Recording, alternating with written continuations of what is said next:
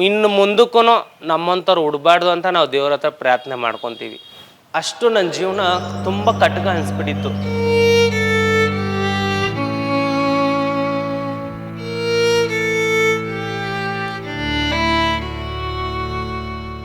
ನಿಮ್ಗೆ ಇಷ್ಟ ಇದ್ದರೆ ಒಂದು 10 ರೂಪಾಯಿ ಕೊಡಿ, ನಿಮ್ಗೆ ಇಷ್ಟ ಇಲ್ಲ ಅಂದರೆ 10 ರೂಪಾಯಿನೂ ಕೊಡಬೇಡಿ. ನಾವು ದಯವಿಟ್ಟು ಕೇಳ್ಕೊಳ್ಳೋದು ನಾವು ಅದೇನೆ. ನಮ್ಮನ್ನ ಬಂದು ದೂರ ಇಕ್ಬೇಡಿ. ನಿಮ್ಮಲ್ಲಿ ಅಂತ ಒಬ್ರು ನೋಡಿ ನಮ್ಮನ್ನ. ಭಿಕ್ಷಾಟನೆಯಲ್ಲೂ ಕೆಲವ್ರು ಏನಂತಾರೆ, ನೀವು ಬರ್ತೀರ ನಮ್ಮ ಹತ್ರ ಅಂತ ಕೇಳ್ತಾರೆ, ತಪ್ಪಾಗಿ ಬಿಹೇವ್ ಮಾಡ್ತಾರೆ. ನಮ್ಗೆ ಆ ರೀತಿ ಎಲ್ಲ ನಮಗೆ ತಪ್ಪಾಗಿ ಒಂದು ರೀತಿಲಿ ನಮಗಿಲ್ಲ. ಅದು ನಮಗೆ ಸಕ್ಸಡಿಟ್ ಅಂದರೆ ಇಷ್ಟ ಇಲ್ಲ. ನಾವು ಬಂದು ದೇವಸ್ಥಾನ ಮಡಗಿದ್ದೀವಿ, ನಾವು ಅಂಗಾಳ ಪರಮೇಶ್ವರಿ ಪೂಜೆ ಮಾಡ್ತೀವಿ. ನಾನು ಇರೋದ್ವರೆಗೂ ಅಷ್ಟೇ ನಿನ್ನ ಜೀವನ, ನಾನು ಹೋದ್ಮೇಲೆ ಎಲ್ಲ ನಿನ್ನ ನಾಯಿಗಿಂತ ಕಡೆ ನೋಡ್ತಾರಂತ ನಮ್ಮ ತಾಯಿನೇ ನಮ್ಗೆ ಹೇಳ್ತಾರೆ.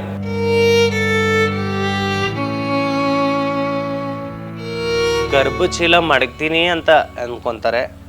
ಅದು ಗರ್ಭಚೀಲ ಇವಾಗ ನಮ್ಮ ಹತ್ರ ಕೋಟಿ ಕೊಡೋಕ್ಕೆ ನಮ್ಮ ಹತ್ರ ದುಡ್ಡಿಲ್ಲ. ಅಯ್ಯೋ, ನಾನು ಒಂದು ಹುಡುಗಿಯಾಗಿದ್ದಿದ್ರೆ ನಾನು ಮದುವೆ ಮಾಡ್ಕೊಂಡು ಈ ಥರ 1-2 ಮಕ್ಕಳನ್ನ ಇಟ್ಕೊಂಡು ಹೋಗ್ಬೋದಾಯಿತು.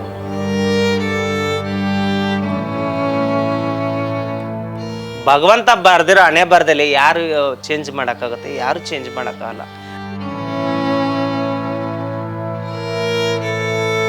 ನನ್ನ ಹೆಸರು ಮುಂಚೆ ಬಂದು ಪ್ರಶಾಂತ್ ಅಂತ, ಇವಾಗ ನನ್ನ ಹೆಸರು ಬಂದು ಸಂಧ್ಯಾ ಅಂತ. ನಾನೊಂದು ಮಂಗಳಮುಖಿ. ನಾನು ಒಂದು 3ನೇ ಕ್ಲಾಸ್ ಓದ್ತಿದ್ದೆ. ಆವಾಗ ನನಗೊಂದು ಸ್ವಲ್ಪ ಹಾರ್ಮೋನ್ಸ್ ಚೇಂಜ್ ಆಯಿತು. ನನಗೂ ಒಂದು ಸ್ವಲ್ಪ ಸೀರೆ ಉಡಬೇಕು, ನಾನು ಒಂದು ಸ್ವಲ್ಪ ಎಲ್ಲರ ಥರ ನಡಿಬೇಕು ಅಂತ ನನಗೊಂದು ಸ್ವಲ್ಪ ಮನಸ್ಸಲ್ಲಿ ಬಂತು.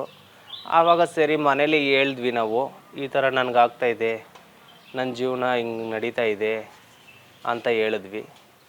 ಆಮೇಲೆ ಸರಿ ಅಂದ್ಬಿಟ್ಟು ಅದಕ್ಕೆ ಇಲ್ಲ ಆಗಲ್ಲ, ನೀನು ಹಿಂಗೆಲ್ಲ ಮಾಡಿಕೊಂಡ್ರೆ ತಪ್ಪು, ನೀನು ಹೆಂಗಿರಬೇಕು ಹಂಗಿರು, ಮಗು ಥರ ಇರಬೇಕು, ಈ ಥರ ಹೆಂಗ್ಸ್ ಥರ ನೀನು ಆಡಬಾರ್ದು ಅಂತ ಬೈದರು. ಆಮೇಲೆ ಸರಿ ಅಂದ್ಬಿಟ್ಟು ನಾನು ಓದೋಕ್ಕೆ ಹೋಗ್ತಿದ್ದೆ. ಆಮೇಲೆ ಹಂಗೆ 4ನೇ ಕ್ಲಾಸ್ ಓದಿದೆ. ಆಮೇಲೆ ಹಂಗೆ ಎಲ್ಲ ಪಾಸ್ ಮಾಡಿಕೊಂಡು 10th ನಾನು ಬಿಟ್ಬಿಟ್ಟೆ, ಸ್ಕೂಲ್ ಬಿಟ್ಬಿಟ್ಟು ನನಗೆ ತುಂಬ ಆಸೆ ಆಗೋಯ್ತು. ನಾವು ಸ್ಯಾರಿ ಹಾಕ್ಕೊಬೇಕು, ನಮ್ಮ ಜೀವನ ನಾವು ಸಾಗಿಸ್ಬೇಕು, ಮನೇಲಿ ಇದ್ದರೆ ಆಗಲ್ಲ ಅಂದ್ಬಿಟ್ಟು ತುಂಬ ಒತ್ತಾಯ ಮಾಡಿದೆ. ಆಮೇಲೆ ಹಂಗೂ ಒಂದು ಸತಿ ನಾನು ಫ್ರ್ಯಾಕ್ ಹಾಕ್ಕೊಂಡು ಸಿಗ್ನಲಲ್ಲಿ ನಿಂತ್ಕೊಂಡೆ. ಆವಾಗ ನಮ್ಮ ಮಾವ ನೋಡಿಬಿಟ್ಟು ನೀನು ಹಿಂಗೆಲ್ಲ ಮಾಡ್ತೀಯ ಅಂದ್ಬಿಟ್ಟು ಹಿಡ್ಕೊಂಡು ಬಂದು ಹೊಡೆದ್ರು. ಆವಾಗಲೂ ಒಪ್ಕೊಳ್ಳಿಲ್ಲ ಅವರು. ನೀನು ಹಿಂಗೆಲ್ಲ ಮಾಡಿದ್ರೆ ನಮ್ಮ ಮರ್ಯಾದೆ ಹೋಗುತ್ತೆ, ನಾವು ತಲೆ ಎತ್ಕೊಂಡು ತಿರ್ಗೋಕ್ಕಾಗಲ್ಲ, ನೀನು ಮನೆ ಹತ್ರ ಎಲ್ಲ ಬರಬೇಡ ಅಂದರು. ಸರಿ ಅಂದ್ಬಿಟ್ಟು ನಾನೇನು ಮಾಡಿದೆ, ನಮ್ಮ ಸಂಘದಲ್ಲಿ ಹೋಗಿ ಸೇರಿಕೊಂಡೆ. ನಾನು ನಮ್ಮ ಸಂಘದಲ್ಲಿ ಸೇರಿಕೊಂಡಾಗ ಅಲ್ಲೂ ಒಂದು ಸ್ವಲ್ಪ ತೊಂದರೆಗಳಾಯಿತು. ಆ ತೊಂದರೆಯಿಂದ ತಿರ್ಗಾ ಈಚೆ ಬಂದೆ. ಆಮೇಲೆ ನಾನು ಒಂದು ಹೆಂಗೆ ಅಂದರೆ ಮುಂಚೆಗಿಂತ ಇನ್ನೊಂದು ಸ್ವಲ್ಪ ಚೇಂಜ್ ಆಗಿದೆ. ನಾನು ಅದಕ್ಕಿಂತ ಒಂದು 2ರಷ್ಟು ಚೇಂಜ್ ಆಗಿದೆ ನಾನು.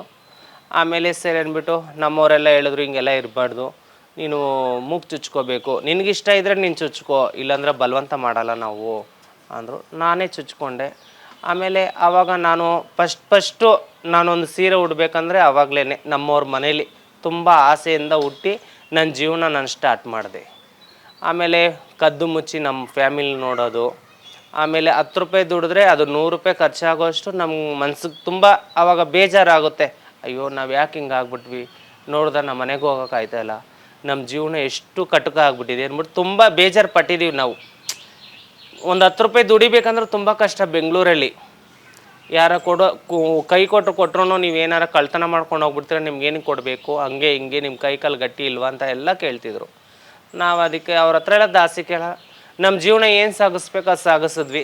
ಆಮೇಲೆ ನನಗೆ ಬಂದು ಹೆಂಗೆ ನಿಮ್ಗೆ ಹೇಳೋದು, ಇವಾಗ ನನ್ನ ಆಪ್ರೇಷನ್ಗೆ ಎಲ್ಲ ಆಯಿತು. ಆವಾಗ ಬಂದು ನಮ್ಮ ಮನೇಲಿ ಬ್ಲಡ್ ಕೇಳಿದ್ರು. ನಮ್ಮ ಮನೆಯವ್ರಿಗೆ ಫೋನ್ ಮಾಡಿ ಬ್ಲಡ್ ಕೇಳಿದ್ರು, ನಿಮಗೆ ನಿಮ್ಮ ಹುಡುಗಿ ತುಂಬ ಸೀರಿಯಸ್ ಆಗಿದ್ದಾರೆ, ನೀವು ಬ್ಲಡ್ ಹಾಕ್ಸ್ಬೇಕು, ಬರ್ತೀರಾ ಅಂದಿದ್ದು. ಅದಕ್ಕೆ ನಮ್ಮ ಮನೇಲಿ ಹೇಳಿದ್ರು, ನಮ್ಮ ಮಗುನೇ ಇಲ್ಲ, ನೀನು ಸತ್ತೋಗ್ಬಿಟ್ಟೆ, ನೀನೆಲ್ಲ ಬರಬೇಡ ನೀನು ಅಂದರು. ಆಮೇಲೆ ಹಂಗೆಲ್ಲ ಜಗಳ ಮಾಡಿ ಅಲ್ಲಿಂದ ಒಂದು ಸ್ವಲ್ಪ ಪ್ರಾರಂಭ ಆಯಿತು ನನ್ನ ಜೀವನ. ಇವಾಗ ಹೇಳ್ಬೇಕಂದ್ರೆ ಇವಾಗ ನನ್ನ ಫ್ಯಾಮಿಲಿ ಜೊತೆ ಇದ್ದೀನಿ, ನಾನು ಚೆನ್ನಾಗಿದ್ದೀನಿ. ಆವಾಗಿಂದ ಕಷ್ಟಪಟ್ಟು ಇವತ್ತು ಚೆನ್ನಾಗಿದ್ದೀನಿ. ಯಾರೂ ನಮ್ಗೆ ತೊಂದರೆ ಕೊಟ್ಟಿಲ್ಲ, ನಾವೆಲ್ಲ ಚೆನ್ನಾಗೇ ಇದ್ದೀವಿ. ಇನ್ನು ಮುಂದಕ್ಕೂ ನಮ್ಮಂಥವ್ರು ಹುಡ್ಬಾರ್ದು ಅಂತ ನಾವು ದೇವ್ರ ಹತ್ರ ಪ್ರಾರ್ಥನೆ ಮಾಡ್ಕೊತೀವಿ. ನಂದು 18 ವಯಸ್ಸು ಇರ್ಬೇಕಾದ್ರೆ ದೂರ ಆಗಿದ್ದು ಫ್ಯಾಮಿಲಿ. ಅಂದ್ರೆ ನೀವು ಮತ್ತೆ ಅವ್ರನ್ನ ಕಾಂಟ್ಯಾಕ್ಟ್ ಮಾಡೋಕ್ಕಾಗಿ 6 ವರ್ಷ ಬಿಟ್ಟು ನಾನು ಕಾಂಟ್ಯಾಕ್ಟ್ ಮಾಡಿದೆ. 6 ವರ್ಷ ಬಿಟ್ಟು ನಾನು ಮನೆಗೆ ಬಂದೆ. ಆವಾಗಲೂ ನಮ್ಮ ಮನೇಲಿ ಒಪ್ಕೊಳ್ಳಿಲ್ಲ. ಆವಾಗಲೂ ಒಂದು 3 ವರ್ಷ ಮಾತಾಡ್ದಂಗಾದರೂ ಟೋಟಲಾಗಿ ಒಂದು 9 ವರ್ಷ ನನ್ನ ಹತ್ರ ಮಾತಾಡಿಲ್ಲ ನಮ್ಮ ಮನೇಲಿ. ಅಷ್ಟು ನನ್ನ ಜೀವನ ತುಂಬ ಕಟ್ಗ ಅನಿಸ್ಬಿಟ್ಟಿತ್ತು. ಎಲ್ಲರೂ ಬೈಯೋರು ನಮ್ಮಮ್ಮನಿಗೆ, ನಿಮ್ಮ ಮಗ ಹಿಂಗಾಗಿದ್ದಾನೆ, ನಿಮ್ಮ ಮಗನು ಹಿಂಗಾಗಿದ್ದಾನೆ, ಹೆಂಗೆ ಬರ್ತೀರ ನಮ್ಮ ಮನೆ ಮುಂದಕ್ಕೆ ನೀವು ಅಂತ. ನಮ್ಮ ಸ್ವಂತದವರೇ ನಮ್ಮನ್ನ ಈಳಾಡಿಸಿದ್ದಾರೆ. ಆಮೇಲೆ ನಮ್ಮ ಅಮ್ಮನಿಗೆ ಒಂದು ಸ್ವಲ್ಪ ಬುದ್ಧಿ ಬಂದು ಅವರೇನೇ ಏನು ಮಾಡಿದ್ರು, ಇಲ್ಲ ಇಷ್ಟೇ ತಪ್ಪು ಮಾಡಿದ್ರು ನನ್ನ ಮಗನೇ ಅಂದ್ಬಿಟ್ಟು ಇವಾಗ ಅವರು ಪ್ರೀತಿಯಿಂದ ಪ್ರೇಮದಿಂದ ನೋಡ್ಕೊತಾರೆ. ಅವ್ರು ಕೆಲ್ಸಕ್ಕೆ ಹೋಗಿ ಅಂತ ಒತ್ತಾಯ ಮಾಡ್ತಾಯಿಲ್ಲ. ಇವತ್ತವರೆಗೂ ನಮ್ಮ ಮನೇಲಿ ನಾನು 1 ರೂಪಾಯಿ ದುಡ್ಡು ಕೊಟ್ಟಿಲ್ಲ. ಅವರೇ ಪ್ರತಿಯೊಂದು ನನಗೆ ಮಾಡಿದ್ದಾರೆ. ಚೆನ್ನಾಗಿದ್ದೀವಿ ಫ್ಯಾಮಿಲಿಲಿ. ಇನ್ನು ಮುಂದಕ್ಕೂ ನಾನು ಚೆನ್ನಾಗಿರಬೇಕು ಅಂತ ನಾನು ಕೇಳ್ಕೊತೀನಿ. ಜನಗಳು ಬಂದು ಎಲ್ಲರ ಮೇಲೂ ದೂಷಣೆ ಮಾಡಬಾರ್ದು. ಜನಗಳು ಅವ್ರು ಸರಿಯಿಲ್ಲ ಇವ್ರು ಸರಿಯಿಲ್ಲ ಅಂತ. ಅವ್ರ ಕ್ಯಾರೆಕ್ಟ್ರ್ ಬಗ್ಗೆ ಅವ್ರಿಗೆ ಗೊತ್ತಿರಲ್ಲ, ಇನ್ನೊಬ್ರು ಕ್ಯಾರೆಕ್ಟ್ರ್ ಬಗ್ಗೆ ಹೇಳೋದು ತಪ್ಪು. ನಿಮ್ಗೆ ಇಷ್ಟ ಇದ್ದರೆ ಒಂದು 10 ರೂಪಾಯಿ ಕೊಡಿ, ನಿಮ್ಗೆ ಇಷ್ಟ ಇಲ್ಲ ಅಂದರೆ 10 ರೂಪಾಯಿನೂ ಕೊಡಬೇಡಿ. ನಾವು ದಯವಿಟ್ಟು ಕೇಳ್ಕೊಳ್ಳೋದು ನಾವು ಅದೇನೆ. ನಮ್ಮನ್ನ ಬಂದು ದೂರ ಇಕ್ಬೇಡಿ. ನಿಮ್ಮಲ್ಲಿ ಅಂತ ಒಬ್ರು ನೋಡಿ ನಮಗೆ ಜನಗಳು ಬಿಟ್ಟರೆ, ತಾಯಿ ತಂದೆ ಬಿಟ್ಟರೆ ನಮ್ಗೆ ಯಾರೂ ಇಲ್ಲ. ಈ ಸಮುದಾಯದಲ್ಲಿ ಬಂದು ಗೋರ್ಮೆಂಟಿಂದ ಬಂದು ನಮ್ಗೆ ಯಾರೂ ಏನೂ ಮಾಡಿಲ್ಲ. ಈಗ ನೀವು ಮನೆಯಿಂದ ಬಿಟ್ಟು ಬಂದ್ರಲ್ವಾ, ಮನೆ ಬಿಟ್ಟು ಬಂದ್ರಲ್ಲ 18 ವರ್ಷಕ್ಕೆ. ಸೊ ಹೆಂಗಿತ್ತು ಅವಾಗ ಜೀವನ? ಹೇಗೆ ನಡೀತಿತ್ತು ಆ ಜೀವನ? ಯಾರು ನೋಡ್ಕೊಂಡ್ರು? ಆವಾಗ ಜೀವನ ಬಂದು ನಮ್ಮ ಗುರು ನೋಡಿಕೊಂಡ್ರು, ನಮ್ಮ ನಾಣಿಯನವ್ರು ನೋಡಿಕೊಂಡ್ರು. ಅವರೆಲ್ಲ ನಮ್ಮನ್ನ ಚೆನ್ನಾಗಿ ನೋಡಿಕೊಂಡ್ರು. ನಮ್ಮ ಗುರು ಚೆನ್ನಾಗಿ ನೋಡಿಕೊಂಡ್ರು. ಊಟ ತಿಂಡಿಲೆಲ್ಲ ವ್ಯವಸ್ಥೆ ಮಾಡಿದ್ರು. ಕುಂತ್ಕೊಳ್ಳೋಕ್ಕೆ ಮಲಗೋಕ್ಕೆ ಜಾಗ ಮಾಡಿಕೊಟ್ರು. ನಾವು ಚೆನ್ನಾಗಿದ್ದೀವಿ. ನೀವೇನು ಕೆಲಸ ಶುರು ಮಾಡಿದ್ರಿ? ನಾವು ಬಂದು ರೋಡ್ ಬೆಗ್ಗಿಂಗ್ ಮಾಡ್ತೀವಿ. ಯಾರೇನೋ ಒಂದು 10 ರೂಪಾಯಿ ಕೊಟ್ಟರೆ ಅದನ್ನು ನಾವು ಇದು ಮಾಡ್ತೀವಿ. ಭಿಕ್ಷಾಟನೆಯಿಂದ ಸ್ಟಾರ್ಟ್ ಮಾಡ್ಕೊಂಡ್ವಿ ನಮ್ಮ ಜೀವನನ. ಆದರೆ ನಮಗೇನಂದರೆ ಆ ಭಿಕ್ಷಾಟನೆಯಲ್ಲೂ ಕೆಲವ್ರು ಏನಂತಾರೆ, ನೀವು ಬರ್ತೀರ ನಮ್ಮ ಹತ್ರ ಅಂತ ಕೇಳ್ತಾರೆ, ತಪ್ಪಾಗಿ ಬಿಹೇವ್ ಮಾಡ್ತಾರೆ. ನಮ್ಗೆ ಆ ರೀತಿಯೆಲ್ಲ ನಮಗೆ ತಪ್ಪಾಗಿ ಒಂದು ರೀತಿಯಲ್ಲಿ ನಮಗಿಲ್ಲ. ಅದು ನಮಗೇನಂದರೆ ಭಿಕ್ಷಾಟನೆಲ್ಲ ಒಂದು 10 ರೂಪಾಯಿ ಸಿಗುತ್ತೆ ಇವತ್ತು, ನಮ್ಮ ಹೊಟ್ಟೆ ತುಂಬುತ್ತಪ್ಪ ಅಂತ ನಾವು ಅಂದ್ಕೊತೀವಿ. ನಮಗೂ ಏನೋ ಇಟ್ಕೊಂಡು ನಮ್ಮ ಗುರಿಗೆ ಏನೋ ಒಂದು ಸ್ವಲ್ಪ ಕೊಡ್ತೀವಿ. ಅವರು ಈಗ ಈ ಭಿಕ್ಷಾಟನೆಯಲ್ಲಿ ಮಾಡಬೇಕಾದ್ರೆ ಒಂದಷ್ಟು ಜನ ಕರೀತಾರೆ, ಬನ್ನಿ ಅಂತ ಕರೀತಾರೆ ಅಂತಲ್ಲ. ಈಗ ಒಂದಷ್ಟು ಜನದ ಮನಸ್ಸಲ್ಲಿ ಮಂಗಳಮುಖಿರು ಅಂತಂದ್ರೆ ಈ ಸೆಕ್ಸ್ ವರ್ಕರ್ಸು ಕರೆದ್ರೆ ಬಂದ್ಬಿಡ್ತಾರೆ ಅನ್ನೋ ಮೈಂಡ್ ಸೆಟ್ ಇದೆ. ಸೊ ನೀವು ಹೆಂಗೆ ಆ ವಿಚಾರದಲ್ಲಿ? ನಮಗೆ ಸಕ್ಸಡಿಟ್ ಅಂದರೆ ಇಷ್ಟ ಇಲ್ಲ. ನಾವು ಬಂದು ದೇವಸ್ಥಾನ ಮಡಗಿದ್ದೀವಿ. ನಾವು ಅಂಗಾಳ ಪರಮೇಶ್ವರಿ ಪೂಜೆ ಮಾಡ್ತೀವಿ. ಯಾರು ನೊಂದ್ಕೊಂಡು ಬಂದವ್ರಿಗೆ ಏನು ನಮ್ಮ ಕೈಲಾಗಿದ್ದು ಒಂದು ಕುಂಕುಮನೋ ಒಂದು ಏನಾರೋ ಒಂದು ನಿಂಬೆಹಣ್ಣು ಮಂತ್ರಿಸ್ಕೊಡ್ತೀವಿ. ಅದರಿಂದ ಒಂದು 10 ರೂಪಾಯಿ ಬಂದಿದ್ರಲ್ಲಿ ನಾವು ಜೀವನ ಸಾಗಿಸ್ತೀವಿ. ಅದು ಬಿಟ್ಟರೆ ನಮಗೆ ಇದು ಸಕ್ಸ್ ವರ್ಕ್ ಅನ್ನೋದು, ಅವ್ರ ಹತ್ರ ಹೋಗೋದು ಇವ್ರ ಹತ್ರ ಹೋಗೋದು ನಮ್ಗೆ ಇಷ್ಟ ಇಲ್ಲ. ಅದೆಲ್ಲ ನಮ್ಗೆ ಇಷ್ಟ ಇಲ್ಲ. ನಮ್ಗೆ ಏನಂದರೆ ದುಡ್ಡು ತಿನ್ನಬೇಕು ನಮ್ಗೆ ಆಸೆ. ನಮಗೆ ಅಂತ ಒಂದು ಯಾರು ಗೌರ್ಮೆಂಟಲ್ಲಿ ಕೆಲಸ ಕೊಟ್ಟರೆ ಖಂಡಿತ ನಾವು ದುಡ್ಡು ತಿಂತೀವಿ. ಅಂದರೆ ಈಗ ಭಿಕ್ಷಾಟನೆ ಮಾಡೋಕ್ಕೆ ಹೋಗೋದಿಲ್ಲ, ಯಾವುದು ತುಂಬ ನಿಮಗೆ ನೋವು ಕೊಟ್ಟಿರೋ ಅಂಥದ್ದು, ನೋವು ಆಗುವಂಥದ್ದು ಏನದು? ತುಂಬ ನೋವು ಕೊಟ್ಟಿರೋದಂದರೆ ನಮ್ಮ ಸ್ವಂತದವರಿಂದ ತುಂಬ ನೋವು. ಅಂದರೆ ನಮ್ಮ ಸ್ವಂತದವರಿಂದ, ಆಮೇಲೆ ಸ್ವಲ್ಪ ಕ್ಲಾಸ್ಮೇಟು ಇದರಿಂದ ಫ್ರೆಂಡ್ಸ್ಗಳಿಂದ, ಅಯ್ಯೋ ಅಲ್ಲೋಡಿ ಹೋಗ್ತಾ ಇದ್ದಾರೆ 9ಗಳು ಕೈ ಹೊಡೆದು ತೋರಿಸೋದು. ಆವಾಗ ನಮ್ಮ ಮನಸ್ಸಿಗೆಲ್ಲ ಫೀಲ್ ಆಗುತ್ತೆ ತುಂಬ. ಏನಪ್ಪ ಇದು ನಮ್ಮನ್ನ ನೋಡಿ ಇವರು ಕೈ ಹೊಡಿತಾರಲ್ಲ, ನಾಳೆ ದಿನ ಇವ್ರ ಮನೇಲಿ ಹಂಗೆ ಆಗ್ಬಿಟ್ರೆ ಇವ್ರೇನು ಮಾಡ್ತಾರೆ ಅನ್ನೋದೆಲ್ಲ ತುಂಬ ನಾವು ಇದು ಮಾಡ್ಕೊಂಡಿದ್ದೀವಿ, ಬೇಜಾರು ಪಟ್ಕೊಂಡಿದ್ದೀವಿ. ಅದೇ ಥರ ಇವಾಗ ಒಂದು ರೆಸ್ಟೋರೆಂಟ್ಗೆ ಹೋದರೆ ನಮ್ಮನ್ನ ನೋಡಿಬಿಟ್ಟು ದೂರ ಹೋಗ್ಬಿಡ್ತಾರೆ. ಅದೇ ಥರ ರೆಸ್ಟೋರೆಂಟಲ್ಲೆಲ್ಲ ನಮ್ಮನ್ನೆಲ್ಲ ಯಾರೂ ಸೇರಿಸಲ್ಲ ಒಳಗಡೆ. ದೊಡ್ಡ ದೊಡ್ಡ ಹೋಟ್ಲುಗಳೆಲ್ಲ ಒಳಗಡೆ ಹೋದರೆ ನೀವು ಈಚೆ ನಿಂತ್ಕೊಳ್ಳಿಮ್ಮ ಅಂತಾರೆ. ನಾವು ಭಿಕ್ಷಾಟನೆಗೆ ಹೋಗಿರಲ್ಲ, ನಾವು ಏನೋ ನಾಷ್ಟ ಮಾಡೋಣ ಅಂತ, ಏನೋ ಒಂದು ತಿಂಡಿ ತಿನ್ನೋಣ ಅಂತ ಹೋಗಿರ್ತೀವಿ. 10 ರೂಪಾಯಿ ಬೇಕಂತ ಅಷ್ಟು ಜನದ ಮುಂದ್ಗಡೆ ಬಂದು ಅವಮಾನ ಮಾಡಿಬಿಡ್ತಾರೆ. ಅವಾಗ ತುಂಬ ಮನ್ಸಿಗೆ ನೋವಾಗುತ್ತೆ. ಆದರೆ ತುಂಬ ನೋವು ಪಟ್ಟಿದ್ದೀವಿ ನಾವು. ಇದಕ್ಕೆ ಮೇಲೆ ನಾವು ನೋವು ಪಡಬಾರ್ದು ಅಂತ ನಾವು ದೇವ್ರ ಹತ್ರ ಅದನ್ನೇ ಕೇಳ್ಕೊಳ್ತಾರದು. ಈಗ ಏನು ವರ್ಕ್ ಮಾಡ್ತಾ ಇದ್ದೀರಾ? ಈಗ ನಾವು ಬಂದು ದೇವಸ್ಥಾನ ಇದೆ, ಪೂಜೆ ಮಾಡ್ತೀನಿ. ಹಂಗೆ ರೋಡಲ್ಲಿ ಭಿಕ್ಷಾಟನೆ ಮಾಡ್ತೀನಿ. ಏನೋ ಸಿಕ್ಕಿದ್ರಲ್ಲಿ ದೇವ್ರಿಗೊಂದು ಸ್ವಲ್ಪ ಖರ್ಚು ಮಾಡ್ತೀನಿ, ನಾನೊಂದು ಸ್ವಲ್ಪ ಇಟ್ಕೊತೀನಿ. ಎಷ್ಟು ಸಿಗ್ಬೋದು ಅಂದಾಜು? ಅಂದಾಜಲ್ಲಿ ಒಂದು ದಿನಕ್ಕೆ ಸಿಗೋದೇ 1000 ಇಲ್ಲಾಂದರೆ 1500 ಅಷ್ಟೇ. ಅದರಲ್ಲಿ ನಮ್ಮ ಜೀವನ ಸಾಗಿಸ್ಬೇಕು. ಅದರಲ್ಲೂ ಮನೇಲಿ ಹೋದರೆ ನಮ್ಮ ತಾಯಿನೇ ಅಂತಾರೆ, ನಿನ್ನ ದುಡ್ಡೆಲ್ಲ ನಮ್ಗೆ ಬೇಡ, ನೀನು ಎತ್ಕೊಂಡು ಹೋಗು, ನಮ್ಗೆ 1 ರೂಪಾಯಿ ಕೊಡಬೇಡ, ನಿನ್ನ ಜೀವನ ನೀನು ನೋಡ್ಕೋ, ನಾಳೆ ದಿನ ನಿನ್ನ ಜೀವನ ಯಾರು ನೋಡ್ತಾರೆ, ನಾನು ಇರೋದ್ವರೆಗೂ ಅಷ್ಟೇ ನಿನ್ನ ಜೀವನ, ನಾನು ಹೋದ್ಮೇಲೆಲ್ಲ ನಿನ್ನ ನಾಯಿಗಿಂತ ಕಡೆ ನೋಡ್ತಾರಂತ ನಮ್ಮ ತಾಯಿನೇ ನಮ್ಗೆ ಹೇಳ್ತಾರೆ. ಯಾರ್ಯಾರಿದ್ದಾರೆ ಮನೇಲಿ? ಅಂದರೆ ಈಗ ನೀವಿರೋದು ಎಲ್ಲಿ? ಅಂದರೆ ನಿಮ್ಮ ತಾಯಿ ಫ್ಯಾಮಿಲಿ ಜೊತೆನ ಅಥವಾ ನಿಮ್ಮ ನಮ್ಮ ತಾಯಿ ಫ್ಯಾಮಿಲಿ ಜೊತೆ ಇದ್ದೀವಿ. ನಮ್ಮ ಸಮುದಾಯ ಫ್ಯಾಮಿಲಿಯಲ್ಲಿ ಇದ್ದೆ, ಆವಾಗ ಮುಂಚೆ ಇದ್ದೆ, ಇವಾಗಿಲ್ಲ ನಾನು. ಈಗ ಒಂದು 5 ವರ್ಷದ ಹಿಂದೆ ನಾನು ಬಂದು ನಮ್ಮ ಫ್ಯಾಮಿಲಿಗೆ ಜಾಯ್ನ್ ಆದೆ. ನಮ್ಮ ತಾಯಿಗೊಂದು ಸ್ವಲ್ಪ ಹುಷಾರಿರಲಿಲ್ಲ, ಆವಾಗಲಿಂದ ನಮ್ಮ ತಾಯಿ ನನ್ನ ಹತ್ರ ಮಾತಾಡೋಕ್ಕೆ ಸ್ಟಾರ್ಟ್ ಮಾಡಿದ್ರು. ಆಮೇಲೆ ಅವರೇ ಕರೆಯೋಕ್ಕೆ ಸ್ಟಾರ್ಟ್ ಮಾಡಿದ್ರು. ನಮ್ಮ ಮನೇಲೇ ಇರಪ್ಪ ಅಂದರು. ಆಮೇಲೆ ಸರಿ, ನಮ್ಮ ಅಣ್ಣ ಒಬ್ಬರು ಇದ್ದಾರೆ, ಅವ್ರಿಗೆ ಮದುವೆ ಆಗಬೇಕು. ಅದಕ್ಕೋಸ್ಕರ ನಾನೇನು ಮಾಡಿದೆ, ಒಂದು ಚಿಕ್ಕದು ಬಾಡಿಗೆ ಮನೆ ಮಾಡಿಕೊಂಡು ಇವಾಗ ವಾಸ ಮಾಡ್ತಾಯಿದ್ದೀನಿ. ಅಂದ್ರೆ ನೀವು ಸಪ್ರೇಟ್ ಇದ್ದೀರಾ? ಸಪ್ರೇಟಾಗಿದ್ದೀನಿ. ಆದರೆ ನಮ್ಮ ತಾಯಿ ಮನೆಗೆ ಹೋಗ್ತೀನಿ, ಬರ್ತೀನಿ. ಅಣ್ಣ ಹೆಂಗ್ ನೋಡ್ಕೊಳ್ತಾರೆ? ಅಣ್ಣ ಅವನು ಇವತ್ತವರೆಗೂ ನನ್ನ ಹತ್ರ ಮಾತಾಡ್ತಾ ಇಲ್ಲ. ಅವನು ಹೆಂಗಿದಾನೋ ಹಂಗೆ ಇದ್ದಾನೆ. ನಮ್ಮ ಅಣ್ಣ ನನ್ನ ಹತ್ರ, ನಮ್ಮಮ್ಮ ಅವನ ಹತ್ರ ಏನಿದ್ರು ಕೇಳ್ಕೊಂಡು ನನಗೆ ಹೇಳ್ತಾರೆ ಹೊರತು ಅವ್ರು ನಮ್ಮ ಹತ್ರ ಮಾತಾಡಲ್ಲ. ನೀವು ಮಾತಾಡ್ಸೋಕೆ ಟ್ರೈ ಮಾಡಿಲ್ವಾ ಅಣ್ಣ? ಮಾತಾಡ್ಸೋಕ್ಕೆ ಟ್ರೈ ಮಾಡಿದ್ರು ಅವ್ರು ನಮ್ಮ ಹತ್ರ ಮಾತಾಡಲ್ಲ. ಏನಾರ ಕೋಪ ಮಾಡ್ಕೊಂಡು ಹೊಂಟೋಗ್ಬಿಡ್ತಾರೆ. ಏಕೆಂದರೆ ಅವರು ಓದಿರೋರು ತುಂಬ ಒಂದು ಸ್ವಲ್ಪ ಚೆನ್ನಾಗಿ ಓದಿದ್ದಾರೆ, ಅವ್ರು ಕೆಲಸದಲ್ಲಿದ್ದಾರೆ, ಅವರು ವಿಧಾನಸೌಧದಲ್ಲಿ ಕೆಲಸ ಮಾಡ್ತಾರೆ. ನಾವು ಅವ್ರಿಗೆಲ್ಲ ಡಿಸ್ಟರ್ಬ್ ಮಾಡಬಾರ್ದು ಅಂತ ನಾನೇನು ಮಾಡಿದೆ, ನನ್ನಿಂದ ಒಬ್ರಿಗೆ ಪ್ರಾಬ್ಲಮ್ ಆಗಬಾರ್ದು ಅಂತ ನಾನೇ ಮನೆ ಖಾಲಿ ಮಾಡಿಕೊಂಡು ಹೊಂಟೋದೆ. ನಮ್ಮಮ್ಮ ಹೆಲ್ಪ್ ಮಾಡಿದ್ರು. ಇವಾಗ ಏನಂದರೆ ಅವರು ಕೊರಗ್ತಾ ಇದ್ದಾರೆ, ನಮ್ಮ ಮಗ ಹೆಂಗಿದ್ದಾನೆ, ಏನು ಮನೆ ಹತ್ರ ಬರಲ್ಲ ಅಂತ ಕೊರಗ್ತಾರೆ. ಆದರೂ ತಿಂಗ್ಳಿಗೊಂದ್ಸರಿ ಮನೆ ಹತ್ರ ಹೋಗ್ತೀನಿ, ನೋಡ್ಕೊಂಡು ಬರ್ತೀನಿ. ನಿಮಗೂ ಆಪರೇಷನ್ ಆಗಿದೆಯಾ? ನಮ್ಗೆ ಸಿಸರಿಂಗ್ ಎಲ್ಲ ಆಗಿದೆ ಮೇಡಮ್. ಸಿಸರಿಂಗ್ ಆಗಿದೆ. ಸಿಸರಿಂಗ್ ಆದಾಗಲೂ ಸಹಿತನೂ ತುಂಬ ನೋವು ಬಂದಿದೆ. ಆದರೆ ಆ ನೋವೆಲ್ಲ ತಿಂದೇನೆ ಒಂದು ಹೆಣ್ಣಿನ ರೂಪ ತಾಳಕ್ಕಾಗೋದು. ಸಿಸೇರಿಯನ್ ಏನಕ್ಕೆ ಅಂತ ನಾವು ಮುಂಚೆ ಕೇಳಿರೋ ಆಪರೇಷನ್ ಬೇರೆ. ಸಿಸೇರಿಯನ್ ಮೀನ್ಸ್ ಮಕ್ಕಳಾಗೋದಕ್ಕೆ. ಅದು ಸಿಸರಿಂಗ್ ಅಂದರೆ ಅದು ಬಂದು ಗರ್ಭಚೀಲ ಮಡಗ್ತೀನಿ ಅಂತ ಅಂದ್ಕೊತಾರೆ. ಅದು ಗರ್ಭಚೀಲ ಇವಾಗ ನಮ್ಮ ಹತ್ರ ಕೋಟಿ ಕೊಡೋಕ್ಕೆ ನಮ್ಮ ಹತ್ರ ದುಡ್ಡಿಲ್ಲ. ಯಾರೋ ಕೇಳಿದ್ದಾರೆ ನೀವು ಗರ್ಭಚೀಲ ಮಡಿಕೊಳ್ಳಿ ಅಂತ, ಆದರೆ ನಮಗೆ ಆ ಒಂದು ಆಸೆ ಇಲ್ಲ. ಏಕೆಂದರೆ ನಾವು ಕೋಟಿಗೆ ಬದುಕಿಲ್ಲ. ನಾವು ಬದುಕಿರೋದೇ ಒಂದು 1000ದಿಂದ 500ವರೆಗೂ ಬದುಕಿದ್ದೀವಿ. ಅದ್ರ ಮೇಲೆ ಆಗಲ್ಲ ನಮ್ಮ ಕೆಪಾಸಿಟಿ. ಇವಾಗ ನಾವು ಸಾಲ ಅಂತ ಈಸ್ಕೊಂಡ್ರು ಅದನ್ನು ನಾವು ಅಂಗಡಿ ಭಿಕ್ಷಾಟನೆ ಮಾಡಿ ಕಟ್ಟಬೇಕು. ಇಲ್ಲ ನಮ್ಮ ಸ್ವಂತದವ್ರು ಕೊಡಲ್ಲ, ಇಲ್ಲ ಅಸ್ಲವ್ರು ಕೊಡಲ್ಲ, ಇಲ್ಲ ನಮ್ಮವರೇ ನಮ್ಗೆ ಕೊಡಲ್ಲ. ನಮ್ಮವರೇ ನಮ್ಮ ಮೇಲೆ ಜಿತ್ತಾಗಿರ್ತಾರೆ. ಅಯ್ಯೋ ಅವಳು ನೋಡು ಒಳ್ಳೆ ಒಡವೆ ಹಾಕ್ಕೊಂಡಿದ್ದಾಳೆ, ಒಳ್ಳೆ ಸ್ಯಾರಿ ಉಟ್ಕೊಂಡಿದ್ದಾಳೆ, ಹಿಂಗೆ ಇಲ್ಲಿಂದ ಬರುತ್ತೆ ಇವಳಿಗೆ ದುಡ್ಡು ಅಂತಾರೆ. ಆದರೆ ನಾವು ಸಕ್ಸೋರ್ ಕೈಲಿ ಮಾರಲ್ಲ. ನಾವು ಬಂದು ಜೀವನ ಮಾಡ್ತೀವಿ. ಒಂದು ದೇವಸ್ಥಾನಕ್ಕೆ ಹೋಗ್ತೀವಿ, ಎಲ್ಲೋ ಒಂದು ಜಾಗದಲ್ಲಿ ಕುತ್ಕೊತೀವಿ, ಯಾರೋ ಒಬ್ಬರು ಬರ್ತಾರೆ, ಅಮ್ಮ ನಮ್ಗೆ ದೃಷ್ಟಿ ತೆಗೀರಿ ಅಮ್ಮ ಅಂತಾರೆ. ಅವ್ರಿಗೆ ದೃಷ್ಟಿ ತೆಗಿತೀವಿ, ಅವ್ರು ನಮ್ಗೊಂದು 10 ರೂಪಾಯಿ ಕೊಡ್ತಾರೆ. ಅದು ಬಿಟ್ಟರೆ ಇನ್ಯಾವುದೂ ನಾವು ಮಾಡಲ್ಲ. ನಮಗೆ ಕಳ್ತನ ಮಾಡೋಕ್ಕೆ ಬರಲ್ಲ, ಸುಳ್ಳು ಹೇಳೋಕ್ಕೆ ಬರಲ್ಲ.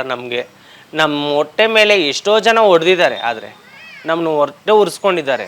ಇವತ್ತಿಗೂ ಸಹಿತನೂ ನಾವು ಒಂದು ರೋಡಲ್ಲಿ ಬಂದ್ರೂ ನೋಡಿ 9 ಅಕ್ಕ ಹೋಯ್ತಾ ಇದ್ದಾರೆ ಅಂತಾರೆ. ಎಷ್ಟೋ ಜನ ಕೇವಲ ತಟ್ಟವಾಗಿ ನಮ್ಮನ್ನ ಮಾತಾಡಿದ್ರೆ. ಆ ಥರ ಮಾತಾಡೋಕೆ ಹೋಗಬೇಡಿ, ಇನ್ನು ಮುಂದಕ್ಕೂ ಯಾರು ಮಾತಾಡಬೇಡಿ ಅಂತ ನಾನು. ಏನದು ಗರ್ಭಚೀಲ ಅಂದರೆ ನಿಮಗೆ ಹಾಕ್ಸೋಕ್ಕೆ ಯಾಕೆ ಹೇಳಿದ್ದು? ಅದು ಬಂದು ನಮ್ಮ ಮನೇಲಿ ನಮ್ಮ ದೂರದ ರಿಲೇಷನು ಅವ್ರು ಕೇಳಿದ್ರು, ನೀನು ಗರ್ಭಚೀಲ ಮಾಡಿಕೊಂಡ್ರೆ ನಿನ್ಗೆ ಮಕ್ಕಳಾಗೋ ಯೋಗ ಇರುತ್ತೆ ಅಂತ ಅಂದರು. ಆದರೆ ಅದು ಆಗಲ್ಲ ಅಂತ ನಮ್ಗೆ ಹೇಳಿದ್ದಾರೆ ಹಾಸ್ಪಿಟ್ಲಲ್ಲಿ. ಅದಾಗಲ್ಲ, ಮಕ್ಕಳು ಚೀಲ ಮಡ್ಗೋಕ್ಕಾಗಲ್ಲ ಅಂತ ಹೇಳಿದ್ದಾರೆ ಗರ್ಭಪೈನ. ಆಮೇಲೆ ಸರಿ ಅಂದ್ಬಿಟ್ಟು ನಾವು ಅದಕ್ಕೆ ಬಂದು ಅಷ್ಟೆಲ್ಲ ದುಡ್ಡು ಕೊಟ್ಟು ಮಡ್ಗೋಕ್ಕಿಂತ ಲೈಫ್ ಲಾಂಗ್ ಹಿಂಗೆ ಇದ್ದು ಬಿಡ್ಬೋದಲ್ವ. ಅದನ್ನೇ ಯಾರನ ಅಕ್ಕ ಮಕ್ಕಳು ತಂಗಿನ ಮಕ್ಕಳು ಬೆಳೆಸ್ಕೊಂಡ್ರೆ ಸಾಕು. ನಾನು ನಮ್ಮ ತಂಗಿ ಮಗುನ ನೋಡ್ಕೊತಾ ಇದ್ದೀನಿ. ನಮ್ಮ ತಂಗಿ ಮಗು ತಿಂಗ್ಳಿಗೊಂದ್ಸರಿ ಬರುತ್ತೆ ಊರಿಂದ, ನೋಡ್ಕೊಂಡು ಅದ್ರ ಜೊತೆ ನಮ್ಮ ಟೈಮ್ ಬಸ್ ಕಳೆಯುತ್ತೆ. ಅದೇ ನಮಗೆ ಮಗು ಅಂತ ನಾವು ತಿಳ್ಕೊಂಡಿದ್ದೀವಿ. ಅದು ಬಿಟ್ಟರೆ ನಮಗೇನಂದ್ರೆ ಪ್ರೀತಿ, ನಮ್ಗೆ ವಾತ್ಸಲ್ಯನೇ ಮುಖ್ಯ. ಈ ದುಡ್ಡು ಕಾಸು ಅನ್ನೋದು ಬೇರೆ ಒಂದು ಕಸ ಇದ್ದಂಗೆ. ದುಡ್ಡು ಕಾಸು ನಮ್ಗೆ ಬೇಡ. ಇಲ್ಲ ಮೇಡಮ್ ಅವರೇ, ನಾವು ಮದುವೆ ಮಾಡ್ಕೊಂಡಿಲ್ಲ. ನಮ್ಮ ದೇವ್ರಿಗೆ ನಾವು ಬಂದು ಬೊಟ್ಟು ಕಟ್ಟಿದ್ದೀವಿ. ನಾವು ಅಂಗಾಳ ಪರಮೇಶ್ವರಿಗೆ ನಾವು ಬೊಟ್ಟು ಕಟ್ಟಿದ್ದೀವಿ. ಅವರೇ ನಮಗೆ ಎಲ್ಲ ಪ್ರತಿಯೊಂದೂ ಅವರೇನೆ ನಮಗೆ. ಗಂಡದಿಂದ ಹಿಡ್ದು ಎಲ್ಲ ಪ್ರತಿಯೊಂದು ತಾಯಿ ತಂದೆಯಿಂದ ಹಿಡ್ದು ಎಲ್ಲ ನಮ್ಗೆ ದೇವ್ರೇನೆ. ಏನಂದರೆ ನಾವು ದೇವ್ರ ಹತ್ರನೇ ಒಪ್ಸೋಕ್ಕಾಗೋದು. ತಾಯಿ ಹತ್ರ ಒಪ್ಸಿದ್ರೆ ನನಗೆ ವಯಸ್ಸಾಯ್ತಪ್ಪ, ನನ್ನ ಹತ್ರ ಏನು ಹೇಳ್ತೀಯ, ನಾಳೆ ದಿನ ನಮ್ಮನ್ನ ಯಾರು ನೋಡ್ಕೊತಾರೆ, ಹಿಂಗೆಲ್ಲ ನೀನು ಹೇಳಿದ್ರಿ ಅಂತಾರೆ. ಆ ಥರ ಎಲ್ಲ ತುಂಬ ಇದೆ ಮೇಡಮ್ ಅವರೇ. ಈ ಭಾವನೆಗಳ ಬಗ್ಗೆ ಹೇಳೋದಾದ್ರೆ, ಈಗ ನಾವು ಹೆಣ್ಣು ಬೇರೆ ಗಂಡಸರು ಅವ್ರುಗಳೀಗ ಲವ್ ಮಾಡೋದು ಅಥವಾ ಮದುವೆ ಆಗೋದು, ಮದುವೆ ಆದ್ಮೇಲೆ ಮಕ್ಳುಗಳು, ಈ ಭಾವನೆಗಳಂತ ಇರುತ್ತಲ್ಲ, ನಿಮಗೆ ಆ ಫೀಲ್ ಏನಾದ್ರು ಮನಸ್ಸಲ್ಲಿ ಆಗುತ್ತಾ?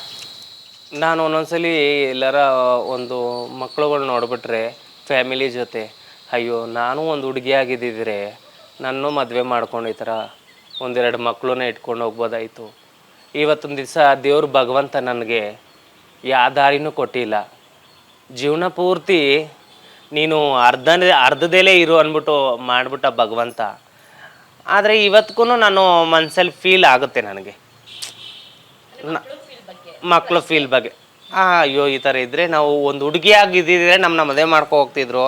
ನಾವು ಒಂದು ಹುಡುಗ ಆಗಿ ಒಂದು ಹುಡುಗ ಆಗಿದ್ದಿದ್ರೆ ನಾವು ಒಂದು ಹುಡುಗಿನ ಮದುವೆ ಮಾಡ್ಕೊಬೋದಾಯ್ತು. ಆದರೆ ನಮಗೇನಂದರೆ ನನಗೆ ಈ ಮದುವೆ ಆಗೋವಂಥ ಫೀಲ್ ಇಲ್ಲ ನನಗೆ.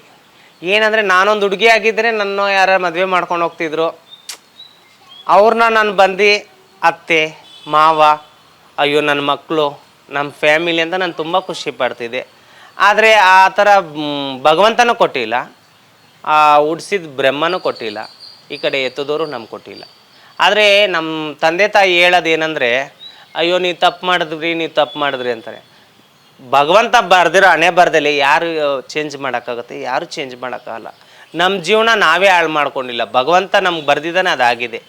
ಇವಾಗ ಸ್ತ್ರೀಲಿಂಗ ಪುಲ್ಲಿಂಗ ಅಂತಾರೆ. ನಮಗೆ ಏನಂದರೆ ಹಾರ್ಮನ್ಸೇ ಚೇಂಜ್ ಆಗೋಯ್ತು. ಎಲ್ಲರೂ ಹೋದವರೆಲ್ಲ ಕೈ ಹೊಡೆದಿದ್ದು ಕರೀತಿದ್ರು, ನೀವು 9, ನೀನು ಅಲ್ಲಿ ಹೋಗ್ತೀಯ ಇಲ್ಲಿ ಹೋಗ್ತೀಯ. ನನಗೆ ಯಾಕಂದರೆ ಈ ಗಂಡಸ್ರ ಜೊತೆ ಕುತ್ಕೊಳ್ಳೋಕ್ಕೆ ನನಗಿಷ್ಟ ಇರ್ತಿಲ್ಲ. ಏನಿದ್ರು ನಾನು ಹೆಂಗಸ್ರ ಜೊತೆ ಕುತ್ಕೋಬೇಕು, ಹೆಣ್ಮಕ್ಳ ಜೊತೆ ಕುತ್ಕೋಬೇಕು, ಅವ್ರ ಜೊತೆ ಆಟ ಆಡಬೇಕು. ಅದನ್ನೇ ನನಗೆ ಇವಾಗ ಏನಾರ ಬ್ಯಾಟು ಬಾಲ್ ಆಡಬಾ ಅಂದರೆ ನಾನು ಕುಂಟೆ ಬೇಲೆ ಆಡಕ್ಕೆ ಹೋಗ್ತಿದ್ದೆ, ಎಲೆಸ್ಟಿಕ್ ಆಡ್ತಿದ್ದೆ, ಆಮೇಲೆ ಈ ರಂಗೋಲಿ ಕಾಂಪಿಟೇಷನ್ಗೆ ಹೋಗ್ತಿದ್ದೆ. ಅದಕ್ಕೆಲ್ಲ ಅವಾಗ ಇದು ಮಾಡ್ತಿದ್ದೆ. ಇವಾಗ ಏನಂದರೆ ನಾನೇ ಒಂಥರ ಸೈಲೆಂಟು, ಯಾರ ಹತ್ರನೂ ಅಷ್ಟು ಮಾತಾಡೋಕ್ಕೋಗಲ್ಲ. ನನ್ನ ಜೀವನ ಏನಿದೆ ನಾನು ಸಾಗಿಸ್ಕೊಂಡು ಹೋಗ್ತೇನೆ. ಆದರೂ ಕೆಲವು ಜನ ಇವಾಗಲೂ ಅಂತಾರೆ, ಇವರೆಲ್ಲ ಯಾಕೆ ಬದುಕಿದ್ದಾರೆ ಇನ್ನೂ ಭೂಮಿ ಮೇಲೆ ಅಂತ. ಸುಮಾರು ಜನ ನಮ್ಮನ್ನ ಅಬ್ಸರ್ವ್ ಮಾಡಿದ್ದಾರೆ. ಇನ್ನು ಮುಂದಕ್ಕೆ ಹೆಂಗಿರುತ್ತೋ ನನ್ನ ಲೈಫ್ ಗೊತ್ತಿಲ್ಲ, ಆದರೆ ಇವಾಗ ನನ್ನ ಲೈಫ್ ಚೆನ್ನಾಗಿದೆ ನನಗೆ. ಫ್ಯಾಮಿಲಿ ನಮ್ಗಳಿಗೆಲ್ಲ ಏನು ಅನ್ಸುತ್ತೆ, ಯಾರು ನಮ್ಮ ಫ್ಯಾಮಿಲಿ ಯಾರೋ ಒಬ್ರು ನೋಡ್ಕೊಳ್ತಾರೆ ಅಂತ ನಮ್ಗೆ ಅನ್ಸುತ್ತೆ. ಗಂಡನೋ ಮನೆ ಮಕ್ಕಳು ಯಾರು.